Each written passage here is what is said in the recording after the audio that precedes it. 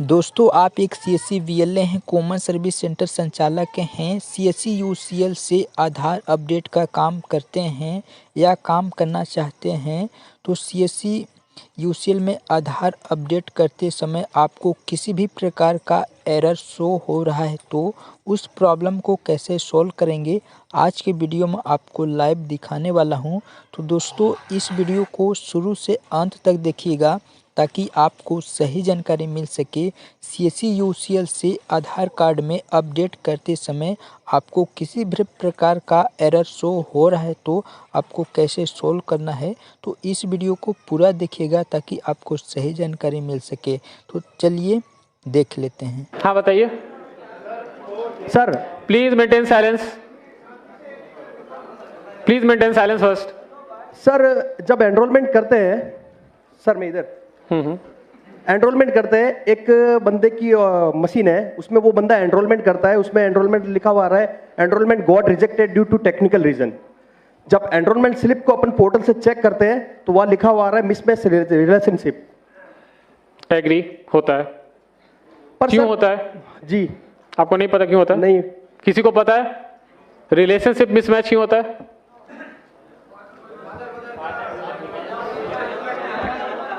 बता दिया आंसर। नहीं सर, उस बंदे का पर्टिकुलरली 16 स्लिप सेम कंडीशन में रिजेक्ट हुआ है और आज तक 16 एनरोलमेंट ही किए उसने, सारे रिजेक्ट हो रहे हैं। वो एचओए बेस्ड एनरोलमेंट है? नहीं, मोबाइल नंबर अपडेट हो रहा है सर।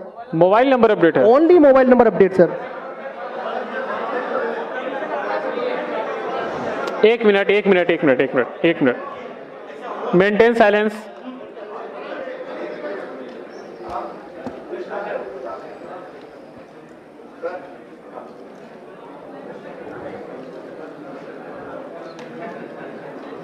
देखो मेरे पास दो ऑप्शन है, या तो मैं क्वेश्चन आंसर करूं और नहीं तो आप बोल लो, मैं जाता हूं। मेरे पास नॉलेज है, इंफॉर्मेशन अगर आपको चाहिए तो ठीक है, नहीं चाहिए तो जैसे सिस्टम चल रहा हो चलता ही रहेगा, कुछ भी कर लो, आप सुधार नहीं सकते। एक क्वेश्चन है, क्वेश्चन 1 बाय 1 कीजिए, उसको एड्रेस करेंगे तो शायद जिसको नहीं पता उसको भी समझ में आएगा कि वो ऐसा प्रॉब्लम है, शायद मेरे लिए भी वो न्यू लर्निंग कर्व हो। एक साथ क्वेश्चन पूछोगे तो ना मुझे समझ में आएगा ना मैं किसी का आंसर दे सकता हूं। हाँ, आप बोल रहे थे कि एचओए बेस्ड एनरोलमेंट नहीं है, बट वो मोबाइल नंबर अपडेट में बार बार इनकरेक्ट रिलेशनशिप में रिजेक्ट हो रहा है। जी सर। ठीक है, ये रिजेक्शन कोड गलत पिक कर रहा है, वो रिजेक्शन कोड नहीं होगा, वो गलत सेडा से पिक हो रहा है। या ईआईडी कुछ सैंपल आप निकाल के भेज देना रीजनल ऑफिस को, वो एनालिसिस करके आपको वापस बता। सर मैंने टेक सपोर्ट पे मेल किया था। टेक सपोर्ट नहीं, आप रीजनल ऑफिस अप्रोच कीजिए, रीजनल ऑफिस को बोलिए कि ये कुछ सैंपल ईआईडीज है 5-6 जो कि इस एरर कैटेगरी में रिजेक्ट हो रहे हैं, जो कि सिर्फ मोबाइल अपडेट है। सर उस पर्टिकुलर उस ऑपरेटर का ही हो रहा है। एग्जैक्टली यही मैं बोल रहा हूँ कि किसी एक पर्टिकुलर एक सिनेरियोज में हो रहा है ना, तो उस सिनेरियोज का एक एनालिसिस करना पड़ेगा जो आपको रीजनल ऑफिस जो कि आपको उसका हेल्प करेगी। रीजनल ऑफिस के पास आप अपना एक केस ना आप रिटर्न में दे दो, हम एक बार रीजनल ऑफिस से बात करके आप इस पे रिवर्ट करें। Thank you sir, thank you. लिख लीजिए इसको। ठीक है, नेक्स्ट क्वेश्चन। माइक दीजिए उनको। एक minute. Hello, please maintain silence. नमस्ते सर, मैं Nagpur Maharashtra. Maintain silence please. सुनो आराम से, अगर क्वेश्चन आंसर होना है तो सब लोग शांति से बैठेंगे, जो बोलेगा वो बोलेगा। एक आदमी है, हाथ उठा दो, देख लेता है, एक एक करके पहुंचेंगे। 500 में सबको मौका नहीं मिलेगा, 2 4 10 सवाल जरूर ले लिए जाएंगे, जिसका ज्यादा रिलेवेंट है वो अच्छा है, बट किसी सवाल पे सबको हल्ला करने की कोई जरूरत नहीं। सुनो, इसीलिए है क्योंकि सीखने के लिए और समझने के लिए बुलाया गया है। जो तुम्हारे इश्यूज हैं वो सुन रहे हैं, समझ रहे हैं, जो यहाँ सॉल्यूशन नहीं होगा वो सॉल्यूशन हम नोट करवा करके बैक से बात कर लेंगे, बट एक एक कर करके बोलो, सब बोलोगे तो कुछ भी नहीं होगा। चलो जी हाँ बताइए। नमस्ते सर, मैं नागपुर महाराष्ट्र से हूँ। मेरा क्वेश्चन एड्रेस चेंज से रिलेटेड है। एड्रेस चेंज में पहले son of, daughter of, care of, इस तरह के 3 ऑप्शंस आते थे। आजकल सिर्फ केयर ऑफ का ऑप्शन आता है। बिल्कुल, क्योंकि तो हमने वो ऑप्शन हटा दिया है ईसीएमपी से ही, क्योंकि अब जो डॉटर ऑफ, जो केयर ऑफ सेक्शन है, उसको हम उसी में एक ही में इंक्लूड कर रहे हैं। अगर आप लिखोगे डॉटर ऑफ समथिंग, तो वो आप आधार को ना एज ए पीओ और डॉक्यूमेंट आप इस्टेब्लिश कर देते हो। तो वो हमारे लिए कभी कभी ऐसे केसेस आते हैं जहां पे कि बोला जाता है कि ये आधार है, इसमें मेरे फादर का नाम है, लिखा है डॉटर ऑफ, सन ऑफ, तो आप इसको एक्सेप्ट कर लीजिए। जी। ये जब प्रॉपर्टीज के जो ट्रांजेक्शंस होते हैं ना, वहां पे बहुत वाइटल रोल होता है, इसीलिए हमने उसको स्टैंडर्डाइज करके केयर ऑफ सेक्शन कर दिया है। दैट विल नॉट सिग्निफाई कि वो डॉटर ऑफ है, सन ऑफ है या क्या है, जस्ट केयर ऑफ, सबके लिए सिंपल एक रूल। जी सर, दिक्कत इसमें होता है ना, महाराष्ट्र में क्या होता है, first name middle name last name होता है, तो उसमें दिक्कत नहीं होती। कुछ लोग एमपी साइड से आते हैं, उसका नाम होता है अशोक कुमार और पिता का नाम होता है मुकेश कुमार, तो वो लोग साथ में नहीं लिखते, वो नाम में फर्स्ट नेम में ही लिखते हैं अशोक कुमार और फिर नीचे में सन ऑफ का ऑप्शन होता था, तो वहाँ मुकेश कुमार फिर एड्रेस स्टार्ट होता था। तो अभी साथ में लिखने के लिए उसके बाद डॉक्यूमेंट नहीं होता, उसके पास सिर्फ मुकेश कुमार का ही डॉक्यूमेंट रहेगा, पापा का नाम साथ में ऐड नहीं रहता उसके डॉक्यूमेंट में। नहीं, तो आप केयर ऑफ सेक्शन में ही उसको डाल दीजिए ना, मेरे पास तो रेस्पेक्टिव डॉक्यूमेंट आ गया ना उसका। जी जी। उनको क्यों चाहिए कि वो सन ऑफ ही लिखवाएं अपने आधार पे? तो क्योंकि वो नाम के साथ ऐड नहीं होता ना उनके पापा का नाम, वो साथ में सिर्फ फर्स्ट नेम और कुमार ऐड करवाते हैं बस। एग्जैक्टली वही मैं बोलना चाह रहा हूँ कि जो आप जो रेसिडेंट के पॉइंट ऑफ व्यू से सोच रहे हैं, आप आधार के पॉइंट ऑफ व्यू से सोचिए कि अगर मैंने ये लीनियंसी दी तो कल को कोई भी जो नेम अपडेट होता है, वो नेम अपडेट भी कोई एक आईडी प्रूफ दिखा के वो कर लेगा। जो एक पैन कार्ड दिखाएगा वो बोलेगा कि ऊपर मेरा नेम है, नीचे फादर नेम है, आप उसको पिक कर लो। मैं क्यों पिक करूं उस चीज को? इसीलिए हमने उसको स्टैंडर्डाइज कर दिया है कि नहीं, केयर ऑफ सेक्शन ही रहेगा। आप जो एनरोलमेंट स्लिप में आप डालोगे उसके कॉरेस्पॉन्डिंग जो डॉक्यूमेंट होगा वहां पे अगर उनका नाम होगा तो वेल एंड गुड है, नहीं होगा तो हम उसको रिजेक्ट करेंगे। जी। और सर एड्रेस से रिलेटेड एक और क्वेश्चन है, अगर इलेक्ट्रिसिटी बिल हम ऐड कर रहे हैं प्रूफ ऑफ रेसिडेंट में, सुनो बाकी लोगों को भी समय दो। सर सेम एड्रेस से रिलेटेड पूछ रहा हूँ। ठीक है, दूसरे लोग भी पूछ लेंगे। सर सर एक एरर आ रही है, हम अपडेट किया कहाँ से बोल रहे हैं? जी सर। हाँ सर आधार कार्ड अपडेट किया, 4 दिन बाद साइट पे स्टेटस चेक किया, आधार सक्सेसफुली अपडेटेड जनरेटेड, लेकिन डेटा उसका डाउनलोड कर रहे हैं तो पुराना ही डेटा उसका शो कर रहा है। बिल्कुल हो सकता है। आधार अपडेट होने के बाद जो मैंने एफएमएस तक आपको फ्रॉड मैनेजमेंट सिस्टम तक समझाया था, उसके बाद एक प्रोसेस होता है यूआईडी पिकर। यूआईडी पिकर में क्या होता है कि अगर न्यू इनरोलमेंट है तो एक 12 नंबर का रैंडम जो डिजिट है वो पिक करके उसके साथ एसोसिएट होगा, या फिर अगर अपडेट है तो उस नंबर के साथ उसको लिंक करके आधार जनरेट किया जाता है, जो कि बाद में XML फाइल जनरेट होता है। आधार आपका अपडेट हो गया है, लेकिन जब तक XML फाइल जनरेट नहीं होगा तब तक आप उसको डाउनलोड नहीं कर सकते। XML फाइल इज बेसिकली जो आपका लुक एंड फील होता है ना, जो आप डाउनलोड करते हैं उसको XML फाइल बोलते हैं। तो वो जब होगा तो फिर आप उसको डाउनलोड कर सकते हैं। 1 मिनट, कहाँ से? हाँ बताइए। वो कुछ बोलना चाह रहा था। हाँ बताओ। हाँ इधर।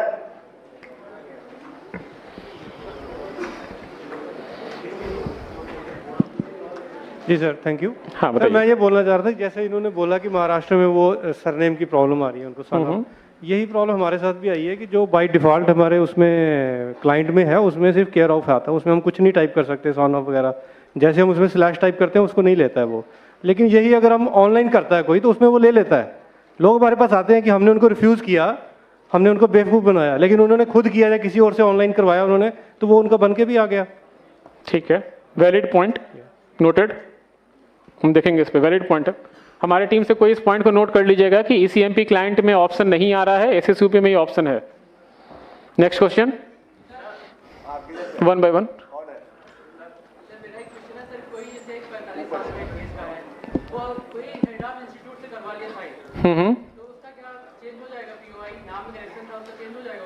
नहीं क्यों होगा चेंज? यार सुनो सुनो सुनो सुनो सुनो, पहली बात ये आर्गुमेंट और डिबेट की जगह नहीं है। ऑथोरिटी ने डिसाइड किया है कि हेड ऑफ इंस्टीट्यूशन के सर्टिफिकेट के आधार पे नाम का चेंज नहीं होगा, तो अगर उसको चेंज करना है तो वो एप्लीकेशन लगाए, वो अलग से प्रोसेस से वो देखेंगे। यहाँ पे हेड ऑफ स्पेल चेक जो भी है, हेड ऑफ इंस्टीट्यूशन को इस तरह के कोई पावर नहीं है कि वो ये सर्टिफिकेट दे सके। वो हेड ऑफ इंस्टीट्यूशन है, वो स्पेल चेक करने वाला इस अथॉरिटी नहीं है। तो जो रूल है वो समझो और उसके हिसाब से काम करो, ठीक है? मैं आपका इसका क्वेश्चन का आंसर सिंपल देता हूं। तो एक मिनट थोड़े दिन रुक जाइए, नया लिस्ट आ जाएगा।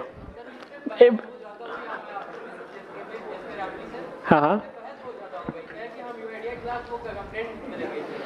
नहीं कर लीजिए।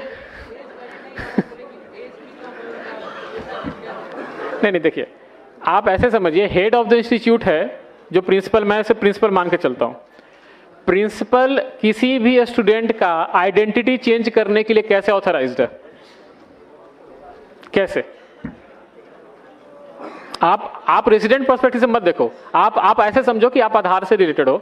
आप ऐसे समझो कि अगर कोई प्रिंसिपल ये लिख के देता है कि रमेश कल से सुरेश है, तो हम मान लें उसको? ठीक है, I am taking your consider, I am taking. Bipin है, VIPIN है, BIPIN मैंने कर दिया। एक minute, I am got your question. Minor correction ना, ठीक है। आपके गलती से किसी का नाम जो है विपिन था, BIPIN बन गया, लेकिन उसका ओरिजिनल नेम जो है VIPIN था, ठीक है। वो बोल रहा है कि एक स्कूल का हेड प्रिंसिपल से मैं लिखवा के लाता हूं और उसके बाद आप मेरा नाम चेंज कर दो। स्कूल का जो हेडमास्टर या प्रिंसिपल है वो पुराने विपिन को जानता था? ना ही वो नए विपिन को जानता है। इट्स ओनली कि वो एक विपिन को जानता है जो उसको स्कूल में या कॉलेज में पढ़ता है। अगर आप इस तरह के केसेस को सबको बोले कि नहीं ये पास हो जाना चाहिए, तो स्कूल में ही आप समझो कि सारे नाम जब अपडेट करवा लेंगे। गीता जो है GEETA से GITA हो जाएगी। जो क्यों? क्योंकि है प्रिंसिपल ने लिख के दे दिया है। प्रिंसिपल कैसे किसी का आइडेंटिटी प्रूफ बन सकता है? Sir my query UCL related. एक मिनट।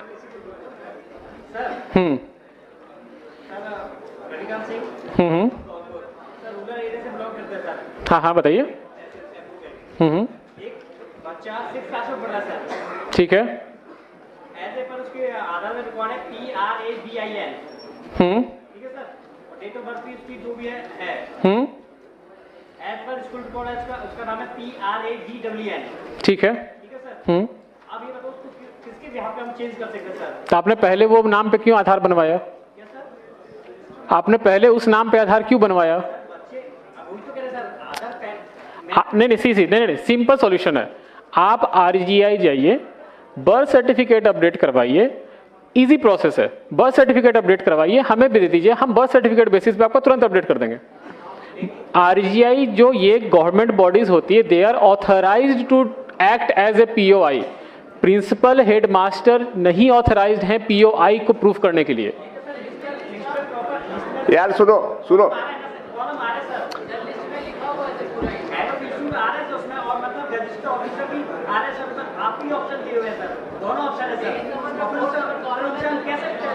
एक मिनट। क्या लिखा हुआ है लिस्ट ऑफ डॉक्यूमेंट में?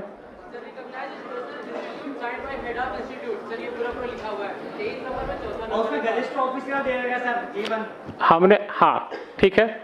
अब आप बोल रहे हो प्रिंसिपल का, मुझे पता कैसे चलेगा कोई प्रिंसिपल ग्रुप A ऑफिसर है? ग्रुप A ऑफिसर है, मुझे कैसे पता चलेगा?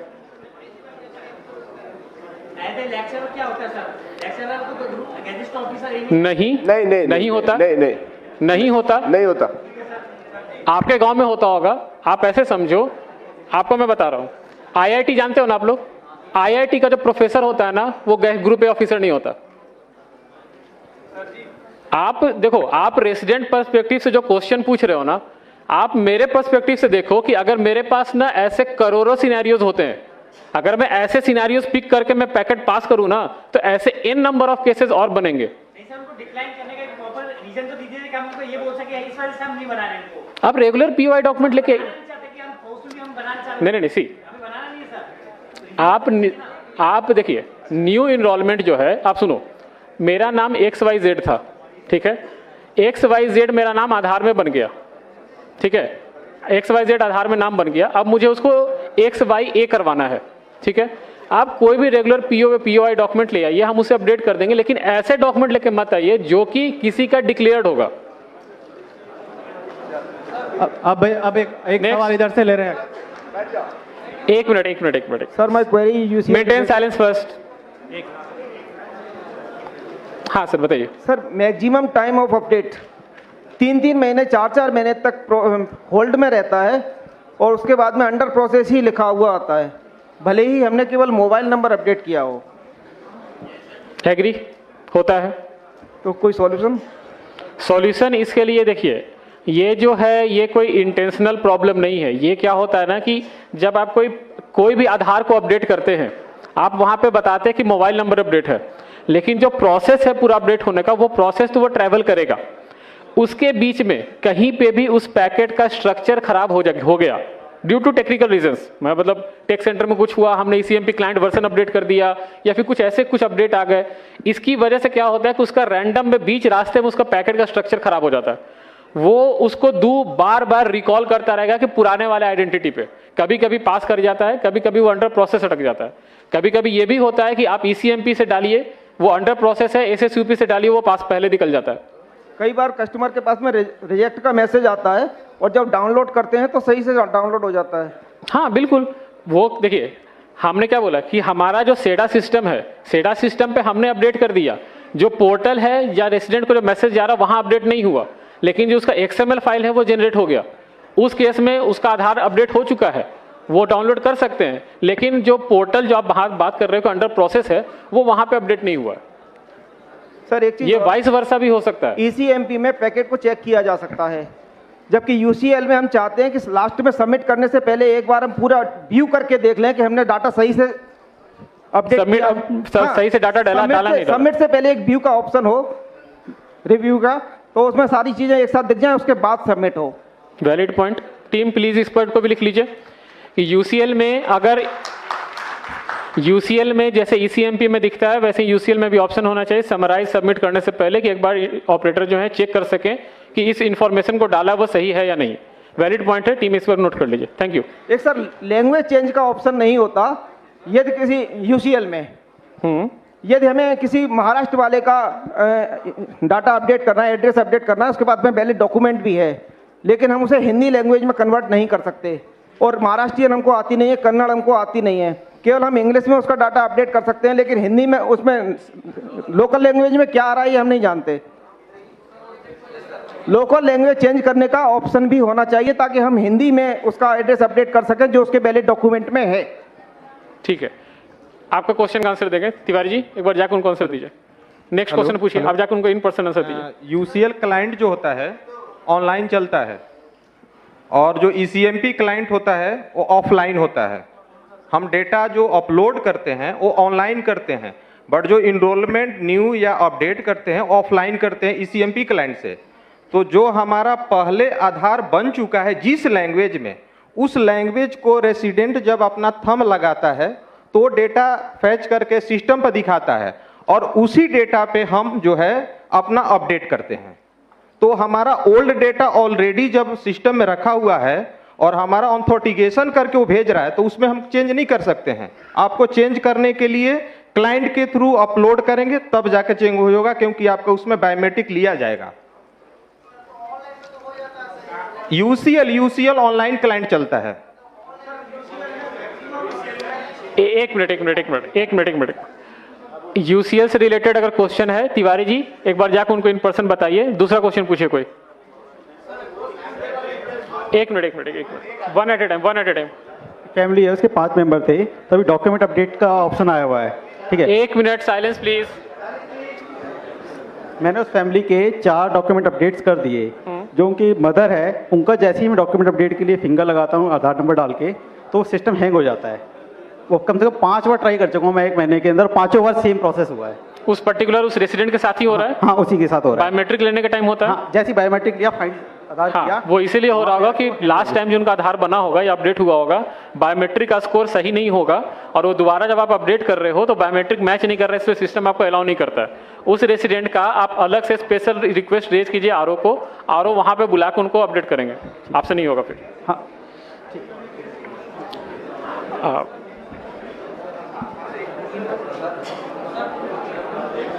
सर जैसे नेम की, डेट ऑफ बर्थ और जेंडर की लिमिट है, तो बायोमेट्रिक की लिमिट तो नहीं है? बायोमेट्रिक अपडेट करने की नहीं, यस, कोई लिमिट नहीं। हाँ, जितनी बार चाहे करवा सकते हैं। Thank you. चलिए क्लोज कर सकते हैं। बाकी सवाल आप लोग अपने अपने लिख के दे दीजिए, हम लोग कलेक्ट कर लेंगे। हमारे ऑफिसर्स यहाँ पे हैं, दे विल कलेक्ट। आप एक काम कीजिए, देखिए सबका क्वेश्चन तो मैं नहीं ले सकता हूँ, जो मोटा मोटी क्वेश्चन था और जो एरर था वो मैंने आपको समझा दिया। मेरे पास एक क्वेश्चन भी आया कि डेटा प्रोसेस एरर में क्यों रिजेक्ट होता है। मैंने अभी बताया आपको कि डेटा प्रोसेस और जो टेक्निकल एरर्स है ये इसलिए इसका नाम रखा गया क्योंकि इसका जो एग्जैक्ट डिटेल्स है वो अगर मैं आपको समझाऊं या रेसिडेंट को समझाऊं तो नहीं समझ में आएगा। आप एक काम कीजिए, आपके जो क्वेश्चंस हैं आप कंसोलिडेट करके CSE टीम लीडर्स को, मेंबर्स को दीजिए, वो एक बार उनके थ्रू हमारे पास आएगा, हम उसको एड्रेस करके आपके पास वापस भिजवा देंगे, ठीक है। और एक चीज, one last thing, please maintain silence. सब लोग प्लीज शांति बनाओ, सबके सवाल नहीं हो सकते हैं, बहुत समय उतना नहीं है, पर पर्पस वो नहीं है, उन्होंने बहुत कुछ बताया है, बाकी आप दे दो। लास्ट चीज आप, सॉरी सर एक मिनट, लास्ट चीज आप लोग एक बार ध्यान रखिए, न्यू इनरोलमेंट प्लीज। बैठ जाओ ऊपर, सुनो कौन है सरदार जी, बैठ जाइए आप लोग ऊपर सारे प्लीज। न्यू इनरोलमेंट जो मैंने पहले भी बोला था, मैं फिर से लास्ट में बोल रहा हूं, न्यू इनरोलमेंट पे आप कोई लीनियंसी, कोई लिवरेज नहीं देंगे for the age group greater than 18 years. एक भी डॉक्यूमेंट में ओवरराइटिंग है, सस्पिशियस लग रहा है या कोई भी इशू आपके लेवल पे दिख रहा है, आप उसको एक्सेप्ट नहीं करेंगे, मेरे पास नहीं भेजेंगे आप उसको पैकेट को। हमारे पास स्ट्रिक्ट ऑर्डर है from ministry of home affairs on the new enrolment, आप इस चीज को सीरियसली लीजिएगा। न्यू इनरोलमेंट में अगर QC में पास होता है, QC विल बी पेनलाइज्ड, और इनरोलमेंट ऑपरेटर अगर हमें भेज रहा है वो भी पेनलाइज होंगे और ज्यादा होंगे, क्योंकि अब जितने आधार बन गए हैं मैक्सिमम लोग आइडेंटिटी चेंज करवा रहे हैं, और आइडेंटिटी चेंज करने के लिए जो मैंने आपको बताया था स्टैंडर्ड सर्टिफिकेट मैक्सिमम लोग यूज कर रहे हैं। आप स्टैंडर्ड सर्टिफिकेट नहीं लोगे for the name change, gadget notification हो ना हो doesn't matter, standard certificate is not applicable. ये 2 पॉइंट आप ध्यान रखेंगे आगे से जब भी इनरोलमेंट या अपडेट कीजिएगा। Standard certificate for old POI और न्यू इनरोलमेंट में हर एक टैब्स में मुझे डॉक्यूमेंट चाहिए और वैलिड डॉक्यूमेंट चाहिए। क्लियर है? Yes, no? Okay, thank you and have a good day.